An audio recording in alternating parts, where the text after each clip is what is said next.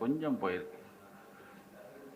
முந்தா நாள் ஜனநாயகன்னு ஒரு சனியம் வெளிவந்த அன்னைக்கு வீடியோலாம் எல்லா டிவிலையும் போட்டிருப்பாங்க. ஆம்பளை பிள்ளை பொம்பளை பிள்ளை எல்லாம் கூத்தடிச்சதை பார்த்தோமா. அப்புறம் எங்கே உள்ள மக்கள் திருந்திட்டாங்க.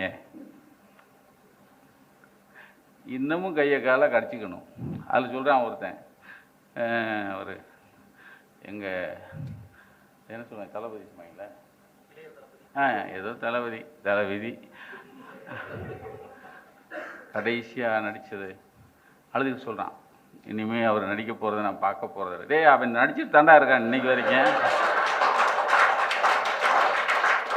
ஜனநாயகம்னு சொல்லிட்டு ஒரு சனியை வந்துச்சு. அந்த வந்ததுக்கப்புறம் ஆம்பளை பிள்ளைகள் பொம்பளை பிள்ளைகள் எல்லாமே கூத்தடிச்சாங்க அப்படின்னு சொல்லிட்டு.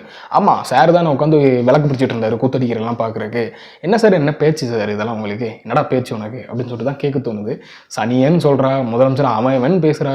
ஏண்டா என்னடா வாய் உங்களுக்கு, வாய் இருக்குன்னு என்னாலும் பேச முடியுமாடா உனக்கு? உங்களெல்லாம் என்ன கேஸ் இருக்குது முதல்ல, அதெல்லாம் இந்த லிஸ்ட்டு போட்டு பாட்டியா? வீரப்பனை பிடிச்சி கொடுத்தது நீ தான் சொல்லிட்டு சொல்கிறாங்க. அது உண்மையாக பொய்யா மிஸ்டர் நக்கீரன் கோபால்? இல்லையே, நீ நக்கிற கோபால்லாம் அப்படி கூட சொல்லலாம்ல. ஏண்டா என்ன வாய் இருக்குன்னு பேசுகிறா, கூத்தடிச்சாங்கன்னு சொல்கிறா. உதயநிதி அவர்கள் படம் ரிலீஸ் ஆகும் போது எல்லாரும் கூத்தடிக்க தான் போயிருந்தாங்களா? ஆண்கள் பெண்கள்லாம் கூத்தடிக்க போயிருந்தாங்களா? ரஜினிகாந்த் அவர்கள் படம் ரிலீஸ் ஆகும் போது ஆண்கள் பெண்கள்லாம் கூத்தடிக்க போனாங்களா? அவங்க படத்தையும் சொல்கிறா.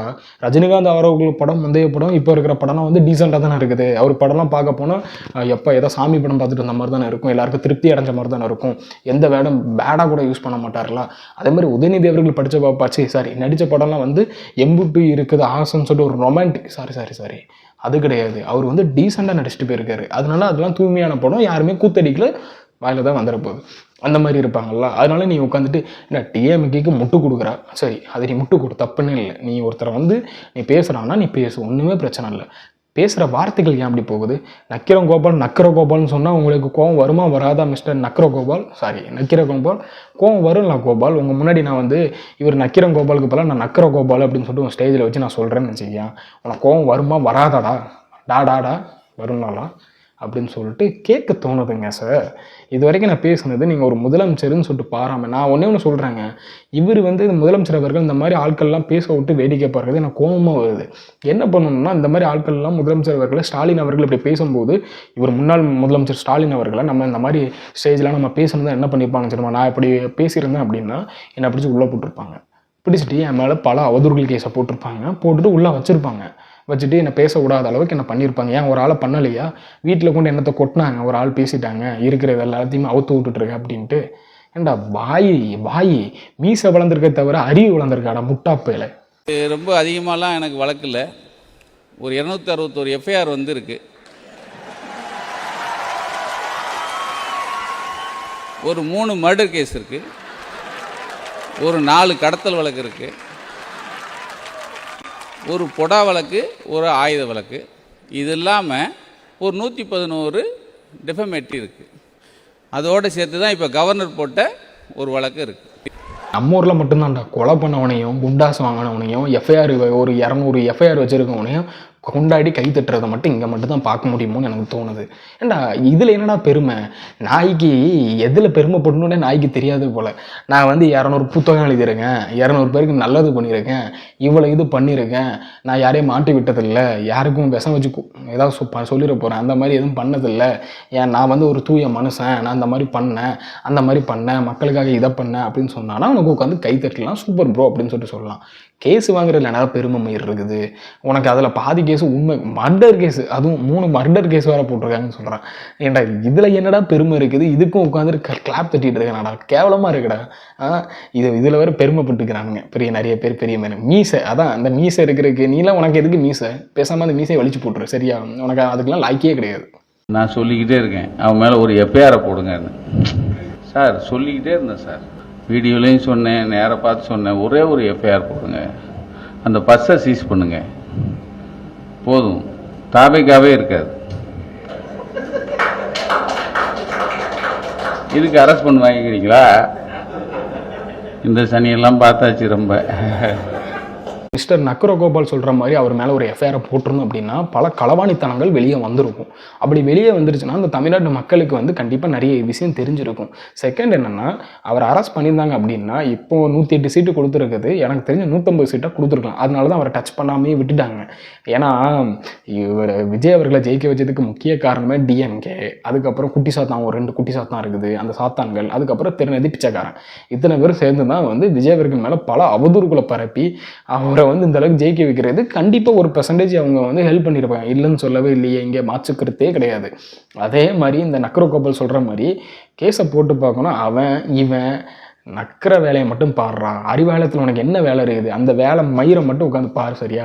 அதை விட்டுக்கிட்டு இந்த நியாய மயிர் பேசுறது, அதை பண்ணியிருக்கலாமே இதை பண்ணியிருக்கலாம்னு சொல்லிட்டு யோக்கியம் பேசலாம், அயோக்கியம் பேசக்கூடாது சரியா. அயோக்கியத்தனம் பண்ணவனும் அயோக்கியத்தனம் பண்ணுறவனும் உட்காந்துட்டு இந்த மாதிரி உட்காந்துட்டு அவதூறு பேசிக்கிட்டு அவன் இவன் உட்காந்து பேசுறதுக்கெலாம் உனக்குலாம் தகுதியே கிடையாதுடா. தகுதியே இல்லாதவங்கலாம் உட்காந்துட்டு ஸ்டேஜில் மைக்கு கிடைக்குதுன்னு உட்காந்து என்னாலும் பேசுறதுக்கு என்னடா இது. அதாவது இவர் மேலே எனக்கும் கொஞ்சம் ஒரு சில மதிப்புகள் இருந்துச்சு. ஓகே, அந்த வீரப்பன் அவர்களுடைய இதெல்லாம் பண்ணும்போதெல்லாம் நான் பார்த்தேன், எனக்கு ஓகே மாதிரி தான் இருந்துச்சு. போக போக பார்த்தீங்கன்னா இவரோட வீடியோ சரி எவனுக்குமே மரியாதை கிடையாது, யாருக்குமே மரியாதை கிடையாது. ஜெயலலிதா அவர்களும் மரியாதை கிடையாது. மரியாதை கொடுக்குறது அறிவாலயம் கக்கூஸ், அறிவாலயத்துக்கு மட்டும் தான் கொடுத்துட்ருப்பான். மற்றபடி இவர் யாருமே இல்லை. அங்கே போய் இருக்கிற உனக்கு என்ன வேலை, கக்கூஸ் கழுவுற வேலை தானே, அதை உட்காந்து மட்டும் பார்க்குற வேலையை மட்டும் பாரு சரியா. அதை விட்டுட்டு இருந்துக்கிட்டு இங்கே நியாயம் தர்ம பேசுறது, நியாயம் பேசுறதுக்கெலாம் உனக்கு தகுதி கிடையாது, அதுக்கு உள்ள ஒரு இதே கிடையாது உனக்கு, அதனால் பேசாத. இதுக்கு மேலே நீங்கள் பேசிக்கொண்டே இருந்தால் இந்த மாதிரி அவன் மேலே கேஸை போட்டிருக்கலாமே. முதலமைச்சரும் பேரை சொல்லி பேசு, முதலமைச்சர் அவர்கள் அப்படின்னு சொல்லிட்டு சொல்லு, மாண்புமிகு முதலமைச்சர் அவர்கள்னு சொல்லு, இல்லைன்னா நம்ம தம்பி விஜய் அவர்கள் மட்டும் சொல்லு, ஏதோ ஒன்று சொல்லு. இவன் சொல்கிறது உனக்கு என்னடா ரைட்ஸ் இருக்குது நக்கரகோபால்.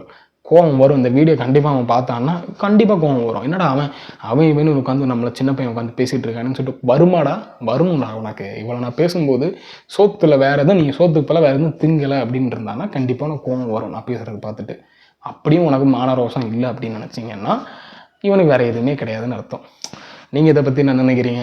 எல்லாம் வந்தவன் போனவன் எல்லாருமே விஜய் அவர்களை பற்றி ஈஸியாக அடிச்சுட்டு போயிடலாம் அப்படின்னு நினச்சிட்டு இருக்கிறீங்க, கேஷுவலாக விட்டுட்டு இருக்கிறாங்க. அதனால தான் உனக்கு வந்து இந்த அளவுக்கு அத்தனை பேரும் வந்து அவங்கள விஜய் அவர்களை பார்த்து இவெல்லாம் ஒரு முதலமைச்சர் அப்படின்னு பேசுகிறதுக்கெல்லாம் கொஞ்சம் யோசிங்க மிஸ்டர்.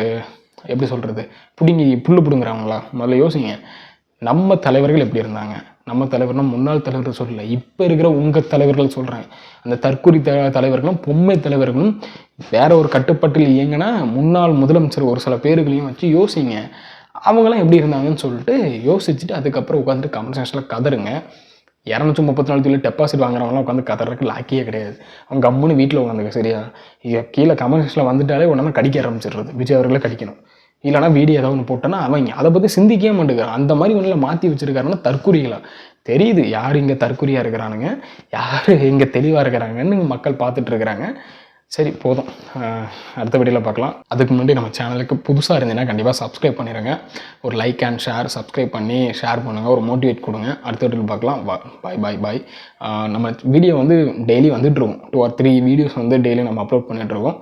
முடிஞ்ச அளவுக்கு சப்போர்ட் பண்ணி மோட்டிவேட் பண்ணுங்கள். அடுத்த வீடியோவில் பார்க்கலாம். பாய்.